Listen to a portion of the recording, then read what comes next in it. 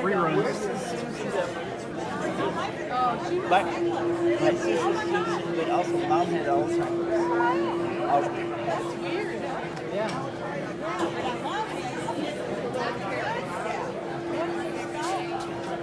You can walk by. It doesn't matter. Got started.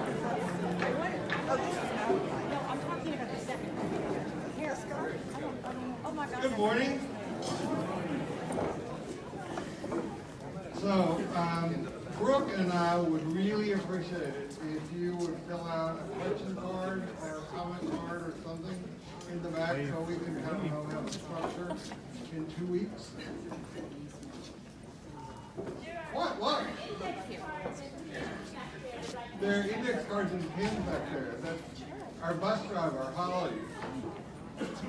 Can we arrange to talk sometime this week? Okay. We have things to talk about. And I need you, I would like it if you would come back next week. And I just not teach this today, and I want to prepare next week. This is first part of 2 parts, and if you don't come back next week, you're going to miss out on that. So Michael Dowd registration is open. I gave a book away, and you can give a testimony. It's a good book. Fabulous. So, I've got a couple more of those to give away that I might do next week. I know that we had initially a huge response to the sign up for Ilia Delio. And I can promise you that Michael Dowd's presentation will be as dynamic and valuable as Ilia's was. If you read the book, if you go online, look him up on YouTube. Just watch a little bit, and it will convince you that you want to come. And since he's written this book, his own ideas have progressed and shifted. So you'll want to come and hear part of that. So, remember, no matter who you are, no matter where you are on your spiritual journey, you are welcome here. So, I want to begin today talking to you about 2 major matters with a couple of minor ones stuck in along the way. This is going to be such a surprise to you. I want to talk to you about the matter of spiritual practice. Why we do it, what it might consist of, and where it can take us. And second today, I want to begin to deal with just what we mean in the realm of the spiritual when we talk about the miraculous. I have said to people, it doesn't matter whether you're on the right or left, if you look out at what's going on in the culture, in the country, we all know that it's not good for us. We need to have something other, different, and I'll say, in order to have a change, it's going to take a miracle. And everybody said, yeah. All right, so what is that? We really believe in miracles, and if so, what does that look like? And how can we participate in that? So I have structured these talks in a way to help us facilitate navigating the territory between what I call the no longer, the end of one story, and we've not yet put a new story in place. So we're navigating the territory between the no longer and the not yet. And I have been guided in part by my ongoing desire to provide information and knowledge, that's at the dualistic level, about helping us deal with the dangers of fundamentalism. Not just religious fundamentalism in general, though the dangers of that can be seen in many places throughout history and around the world, but particularly Christian fundamentalism, because that is the face of Christianity for most people today. And one of the Christian fundamentals is about miracles. specifically the teaching that the miracles attributed to Jesus in the Jesus narratives are historical events that really happened. So I have a cartoon that someone sent to me, and it shows someone asking Jesus, of all the miracles you performed, raising the dead, walking on water, catering for thousands with only a few morsels, which one was the most difficult? And Jesus replies, each had their own degree of difficulty, but they were a breeze compared to finding guys named James, John, Matthew, Andrew, Paul, Timothy, Thomas, and Stephen in the Middle East.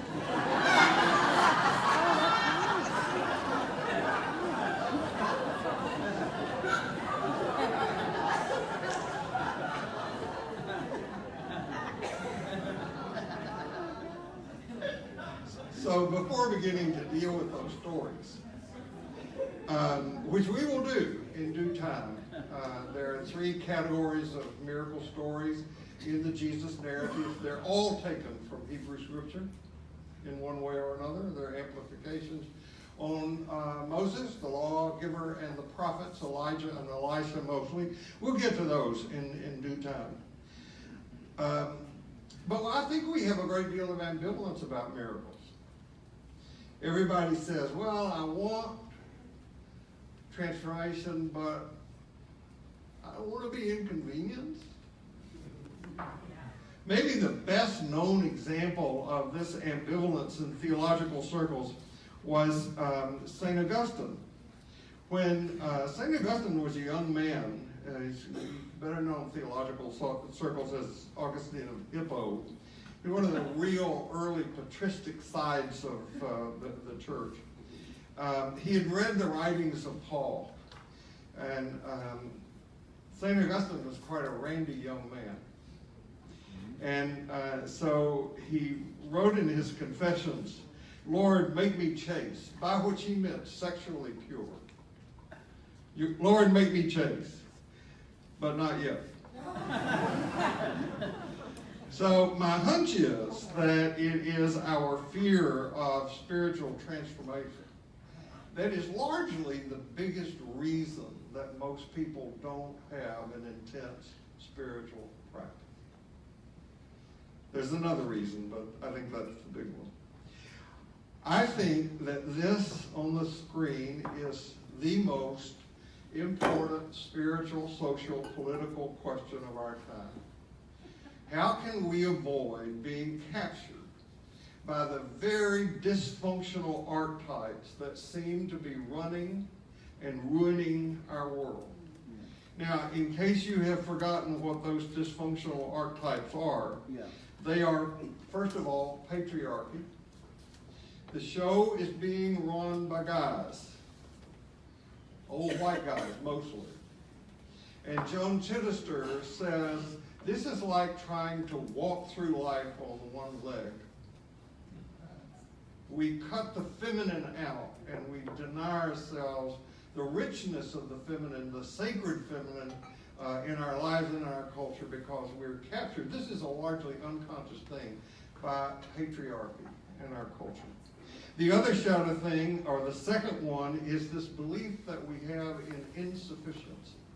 There's something not quite right about me. If you really knew me, you would like me. The church capitalizes on this in talking about original sin, our fallen state. That's the second. The third unconscious archetype is a failure to commit to growing up, and we're going to talk about that some today. Assuming personal responsibility for ourselves. I think that an implication of this in the evangelical Christian movement is to tell people you need to be born again and to keep that infantile, immature, dependent way of being in the world. And then, of course, the fourth one is our belief in redemptive violence. That I can make you be different if I hit you just hard enough. So this is the question. How can we avoid being captured by those things? And what I said last week was that the answer to this question is relatively simple. Not easy, but it's simple. We have to have a spiritual practice, and we have to have faith. And I want to amplify some on that today. I think it's fairly safe assumption to say that in any area of life, you will not have growth unless you commit to practice. That ain't going to happen unless you do that. Stepping into the world of wisdom and understanding, repealing the law of dualism, replacing it with and embracing a faith stance of a non-dual way of being in the world, a way that embraces loving kindness and compassion, peace, love, joy, patience, humility. Those are not things we think our way into. We have to have a practice. So, if the story of separation is the sickness that ails us, like a poison, part of the antidote is embracing what Jesus referred to as the straight, narrow path. And again, that takes practice. Now, there is no one map to follow in navigating this period between the no longer and the not yet. There are many. And there are many that are very, very useful. If you hold it that our primary purpose, once we have met the survival needs on this planet, is to grow, it would probably be helpful to have a map to follow, to know that how you get from point A to point B. Right. See how we're doing. The first model of faith development, now it was not the first model of growth and development that I experienced. Those probably came from Piaget and Maslow and Erik Erikson and Piaget. Those things that somebody trained in psychology are supposed to know about. But the first faith development model that I got exposed to was one that was developed by an acquaintance of mine. His name is Jim Fowler. I was fortunate enough to meet Jim back in the 60s. And then again, when I went to Harvard, we try to throw that in.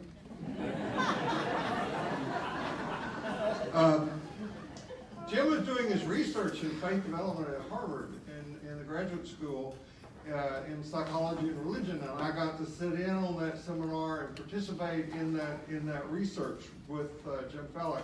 And all of what I'm going to share with you today is in a book that he wrote called Faith Development.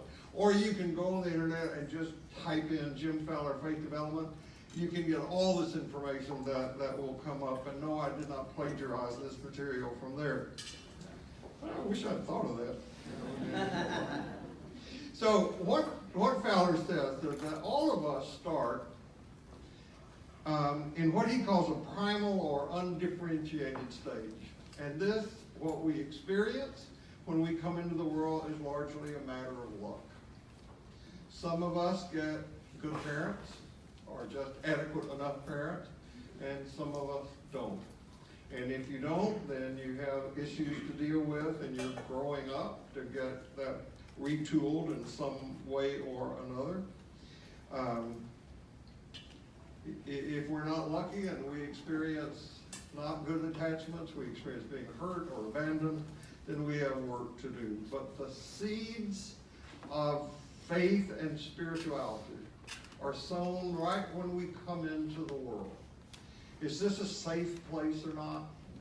Is this a friendly place or not? Am I free to explore here or not? And then comes what Fowler calls the first stage of faith development, which is the intuitive projective stage. And this occurs in preschool children, where there is a need for concrete symbols and stories. And our ideas about God at this stage are shaped through a mixture of fantasy and reality, through cartoons we see, through stories we hear in church or on the playground.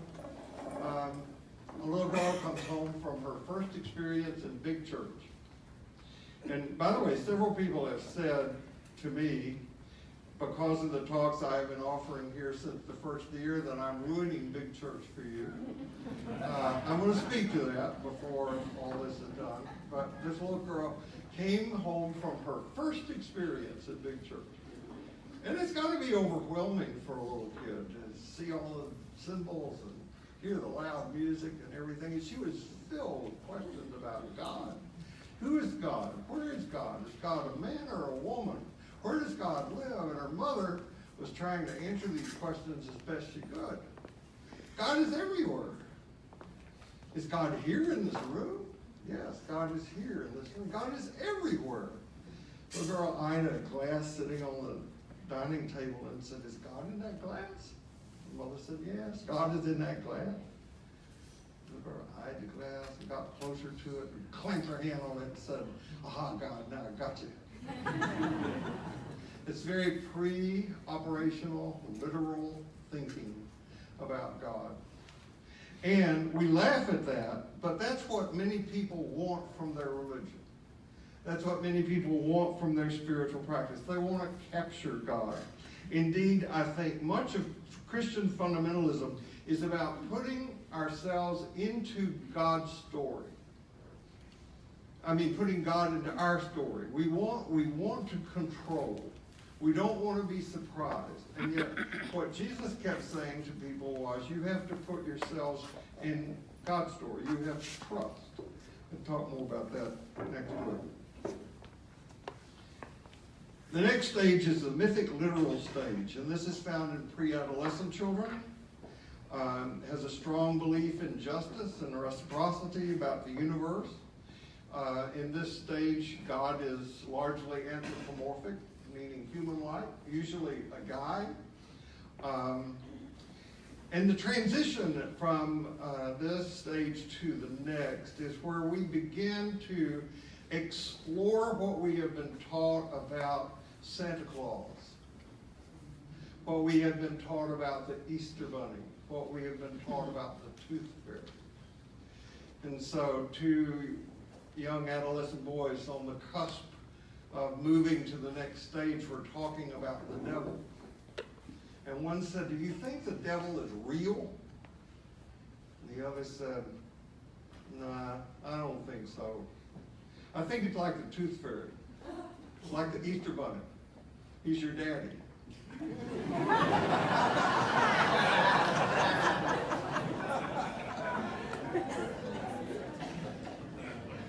Fundamentalists stay at that stage throughout lifehood, throughout adulthood. By the way, I am sure there are Buddhist fundamentalists. I've never met one. The nationalist Buddhists in Myanmar are likely fundamentalists. They're certainly nationalists in that regard. You remember a few weeks ago I referred to the Buddha story where after enlightenment, everywhere Buddha stepped, flowers sprung up, right? Buddhists love to tell that story. None that I know take it literally. It's a myth. It's a parable. And you can move from one religion, you can see how they take a story like that in a parabolic form, and some religions don't. The next stage is called the synthetic conventional stage, and this occurs during those years in adolescence when we are trying so hard to fit in and be accepted by being different. That's the paradox of adolescence. I want to be accepted, but I want to be unique in that way. And people at this stage have a really hard time seeing that they are in any kind of box at all. Now, you might want to take a picture of this, but you don't need to. It will be on the web. There's a quote from Artie Lang that I just love because it's so relevant about this stage of development. Lang said, the range of what we think and do is limited by what we fail to notice. And because we fail to notice that we fail to notice, there is little we can do to change until we notice how failing to notice shapes our thoughts and deeds. Isn't that a wonderful line? But it's so true. So a person at this stage of development usually adopts a belief system of some kind, and once comfortable with it, a person at this stage has a hard time seeing outside of that box. So this is where you find many mainline Protestants, very committed Catholics, in this particular religious arena. And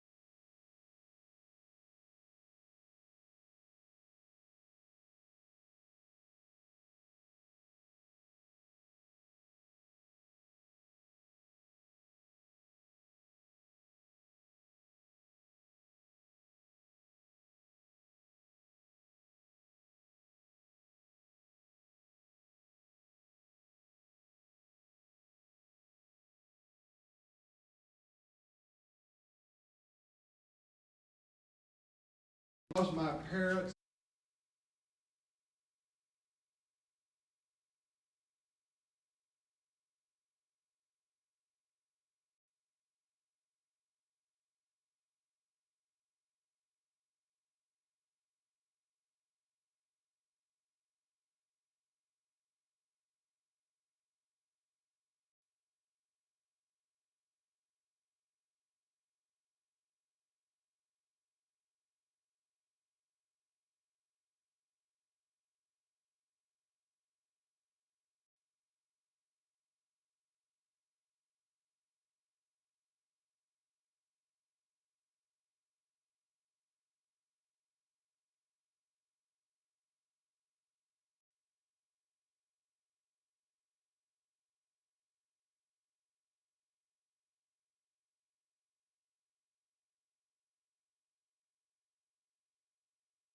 had given it to me.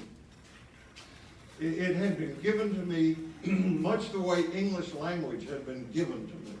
I didn't have a choice about it. They just said, here, you're a Baptist. Right?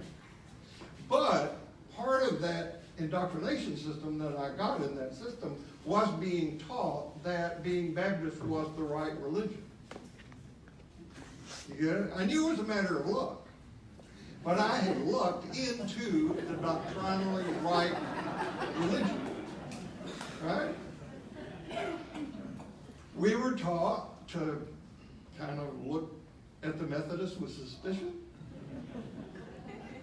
look at the Catholics with disdain, and look at the Church of Christ with hatred.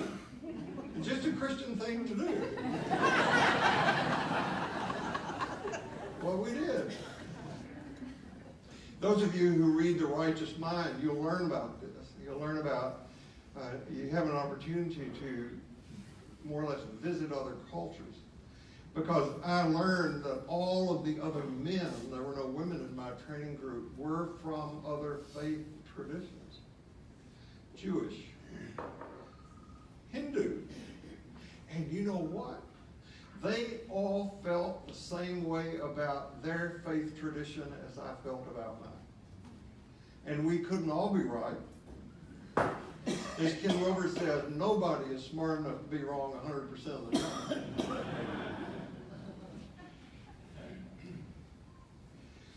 The next stage is the conjunctive stage. It's very rare anybody gets here before midlife. So if you're not there, good news, there's more to come. If you are there, good news, keep moving, because there's more to come.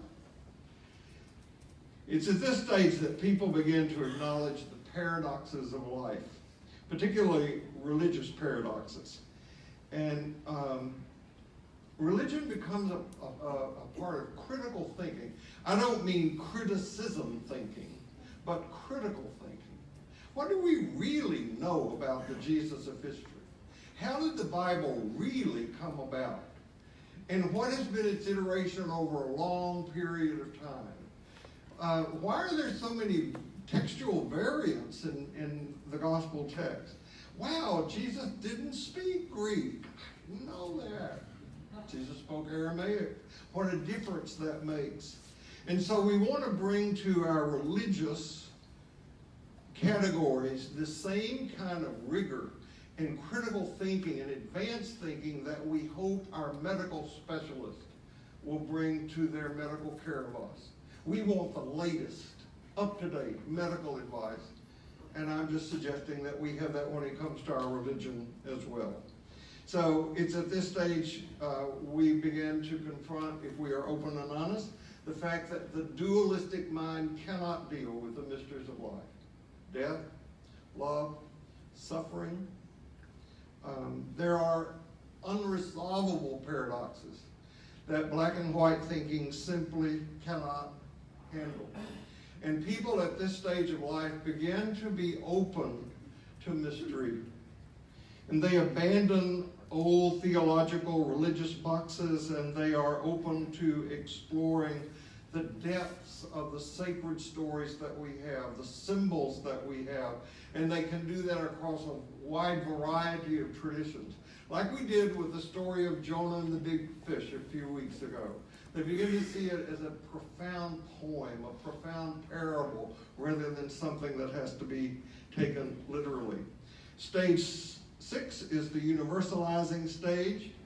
This is the stage of enlightenment. It is very rare. This is where the saints live. These are people who actually create liberation for other people. This is where Jesus lived.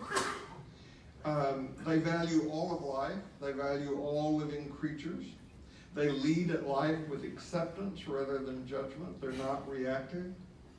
I've known a few people in this category, and I will tell you that the reason I like hanging out with them is not because of who they are, but because of who I know myself to be when I'm in their presence.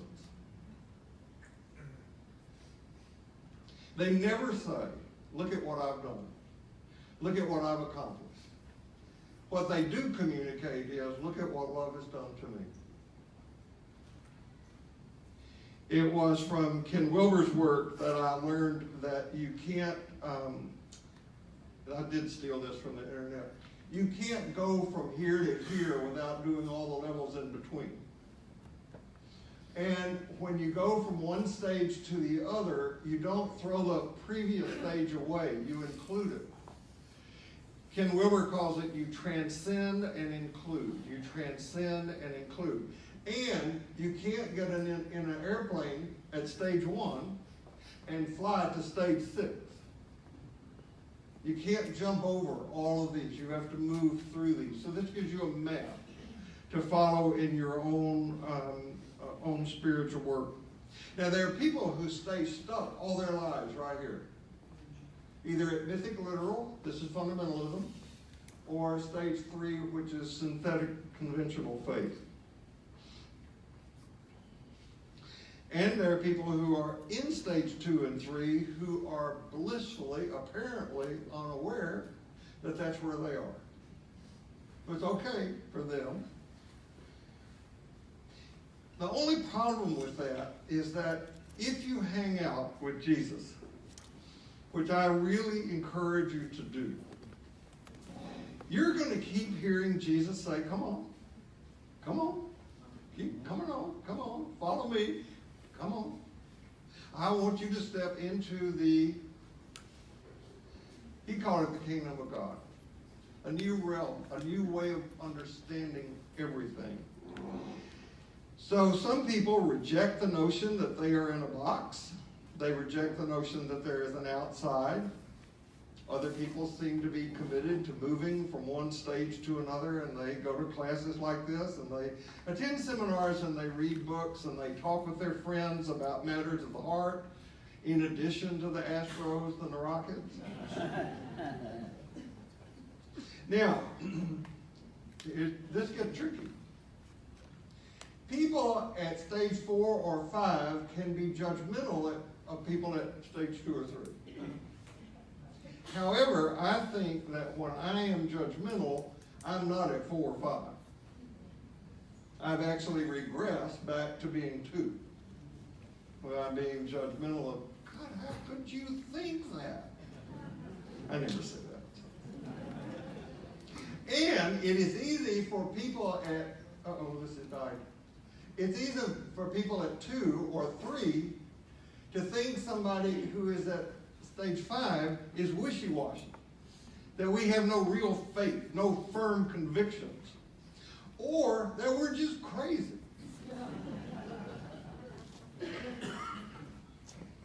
A lot of people felt that. I love Fowler's model because it's not judgmental. It's descriptive.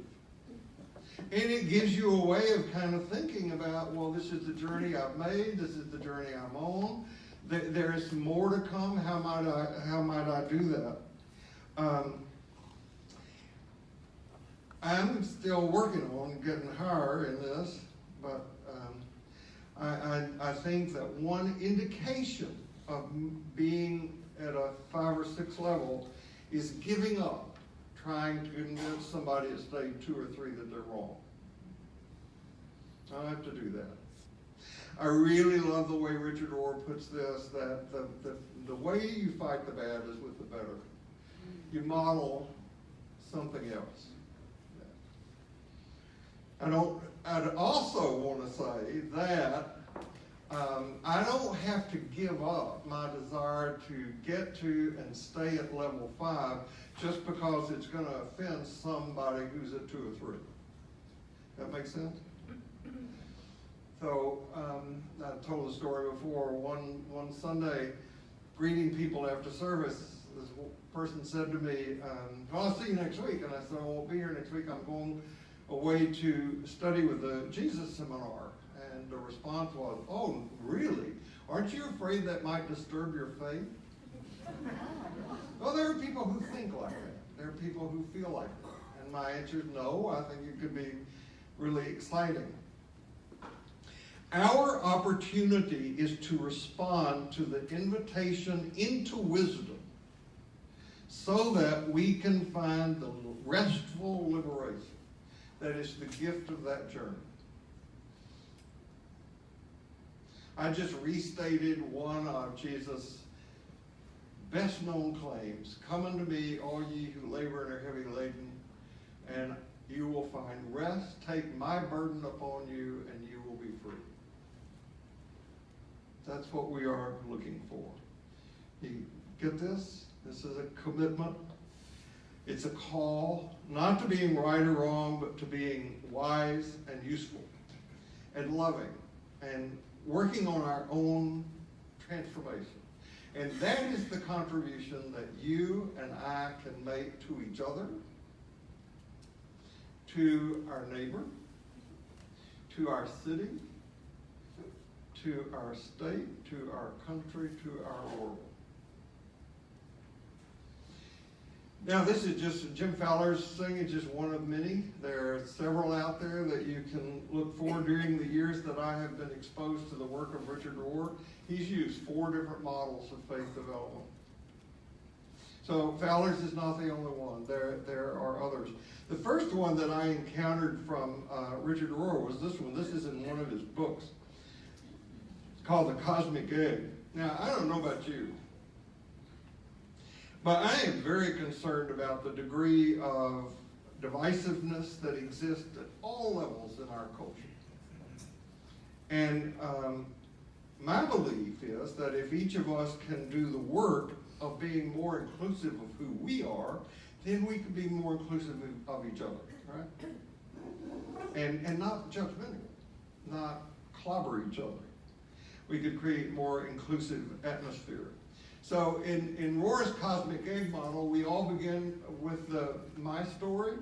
This is the first time in human history that we have had the freedom to even contemplate our story, my story. Usually we've been so survival-oriented that we've not had a chance to do that. But this is just a small private life that we have, searching for significance, and we do it through those three P's, the possessions, the power, the prestige that we have. This is my story. The next level is our story. This is about the tribes that we are a part of, the groups that we are a part of. And then the third dome is our story. that's the great story. It's the one that includes everything. It's the loyalties at this stage, our story, that have driven most of human history. And aren't we glad? Right? It was from our story right here that we fought Nazi Germany. Would have been a shame if we had lost that. But also, we're bigger than that. We have the story. The story embraces the other two. I think healthy spirituality embraces all of them. The personal story, my personal journey, is the raw material with which I get to work. And the communal identity is the training ground for identity. And we don't have to stay a lot there. The spiritual work is to be free of the tyranny of the I am story and the idolatry of the we are story, to move into a bigger one. Liberals have a tendency to get trapped in my story. I had a colleague this week who said that a liberal is a progressive who has stopped progressing. I like that. And come up with something for conservatives, yeah. So conservatives have a tendency to get trapped in the second dome of group loyalty and tribal loyalty. And either liberal or conservative thinking is a way to avoid the great mystery of self and other. Now, doing inner work means having a daily spiritual practice.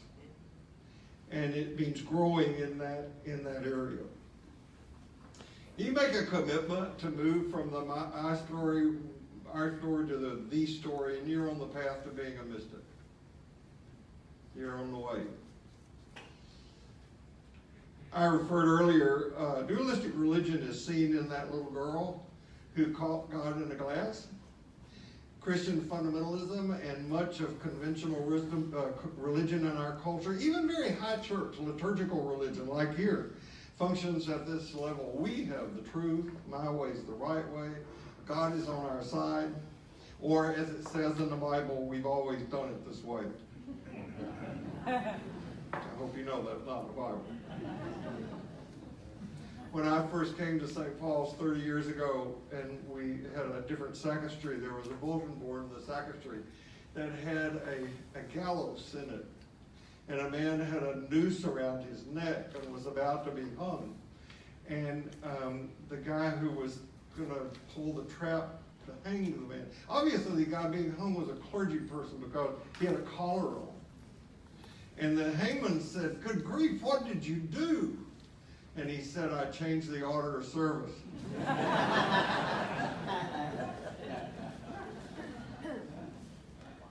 So somebody will say to me in the spiritual direction, I'll say, "How's your spiritual practice going?" And they'll, "Not very good."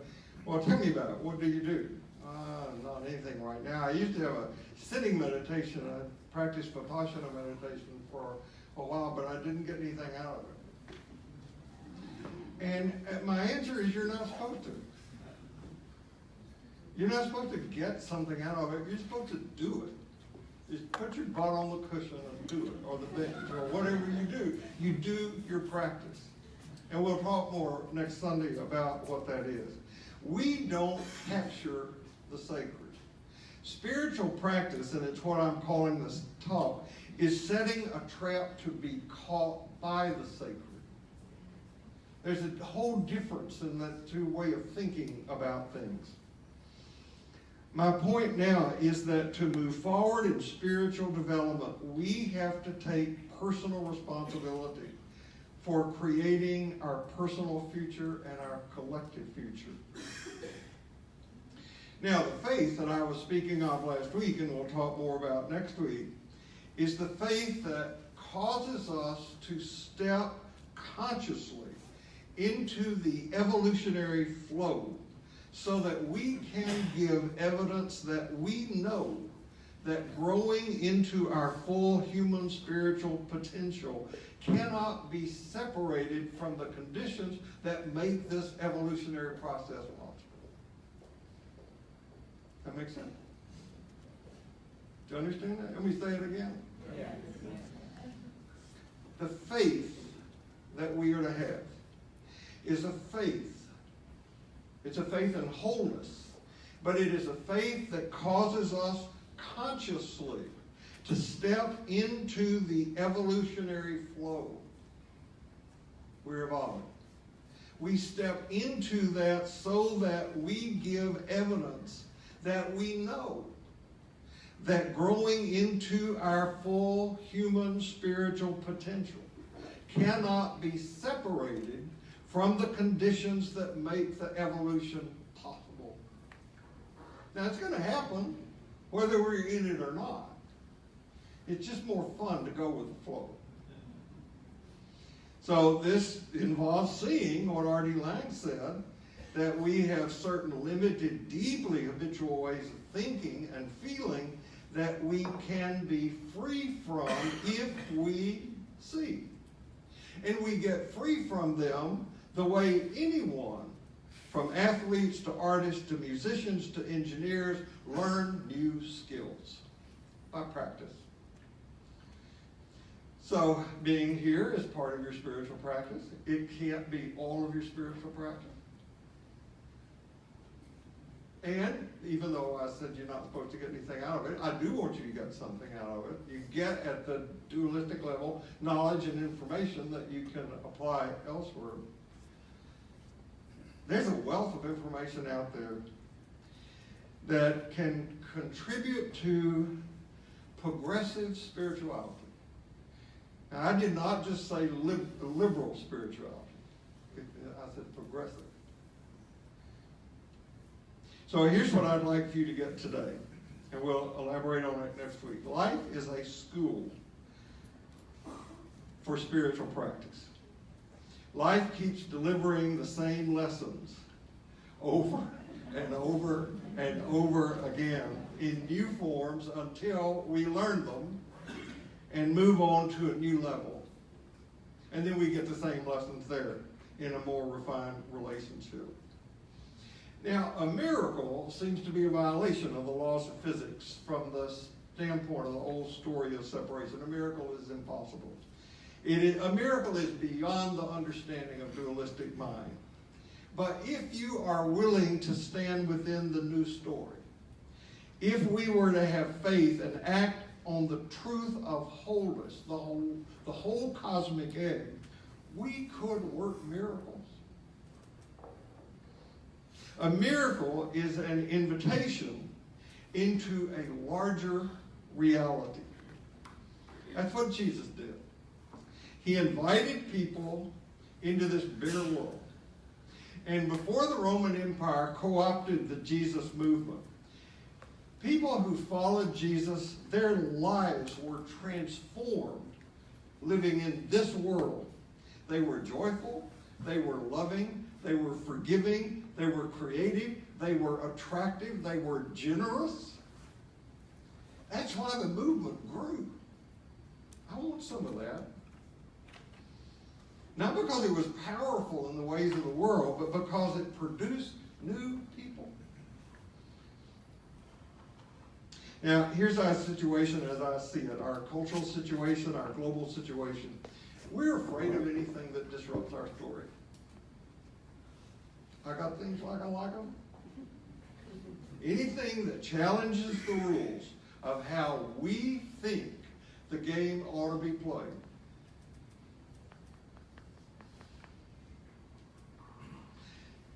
I'm just going to say it. I think we're afraid of miracles.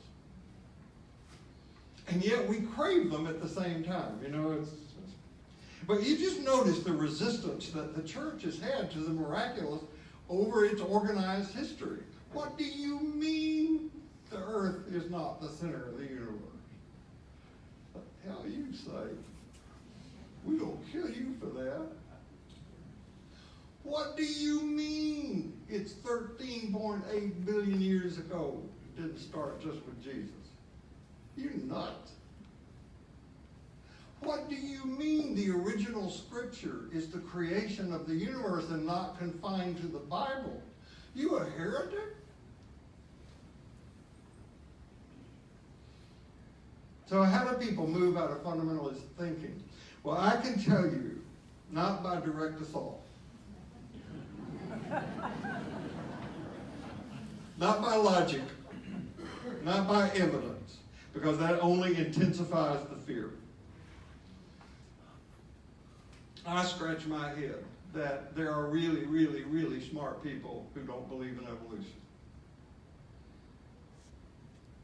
I scratch my head that there are really, apparently, smart people who only believe that unless you've accepted Jesus as your personal Savior, you're going to heaven when you die. Or that something like the rapture is going to happen. All those good people are going to go up, and all the rest of us are going to get their cars.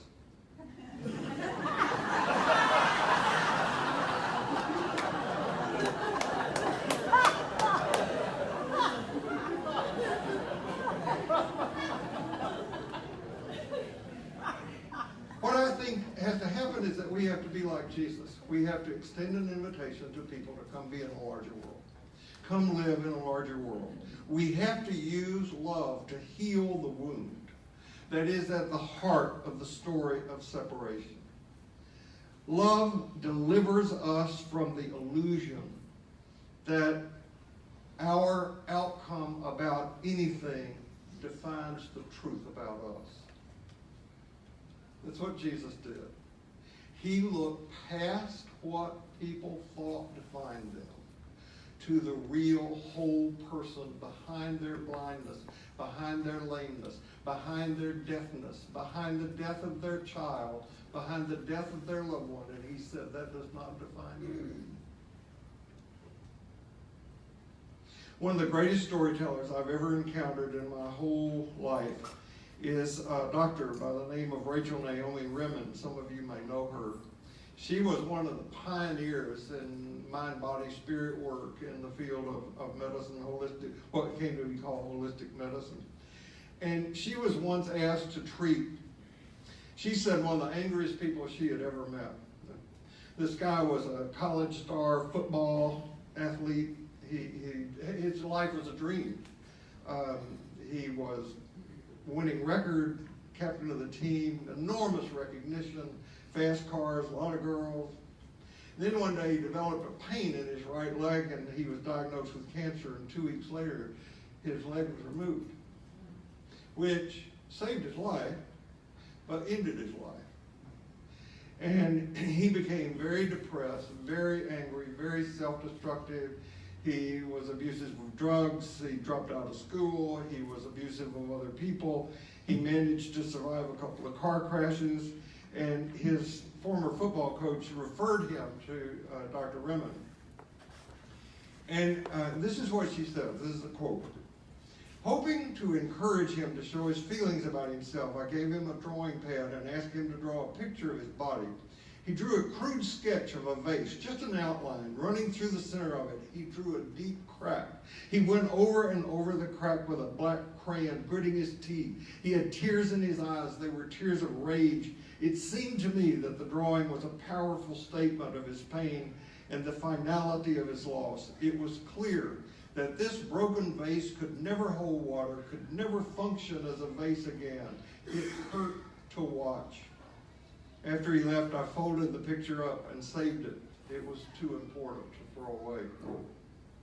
So she worked with this guy over a couple of years, and he began to heal physically and emotionally. And at first he had no interest in talking to anybody else. He was filled with rage toward the doctors and staff. But over a period of time, he began to be able to talk to people who were in a similar condition to him. And he was delighted to find out that when he reached out to talk to them, it made a difference for him. And he began to forget the suffering that he had as he was helping others. And over a period of time, physicians were referring patients to go talk to this guy. And he developed a kind of ministry. And as he did that, of course, he was transformed. There's a takeaway in that. Here's a quote. In our final meeting, we were reviewing the way he had come, the sticking points and the turning points. I opened his chart and found the picture of the broken vase that he had drawn 2 years before. Unfolding it, I asked him if he remembered the drawing he'd made of his body. He took it in his hands and looked at it for some time. You know, he said, it's really not finished. Surprised, I extended my bucket of crayons toward him. Taking a yellow crayon, he began to draw lines radiating from the crack in the vase to the very edges of the paper. Thick, yellow lines. I watched puzzled. He was smiling. Finally, he put his finger on the crack and looked at me and said, this is where the light comes through. There's a crack in everything. How we deal with it is up to us.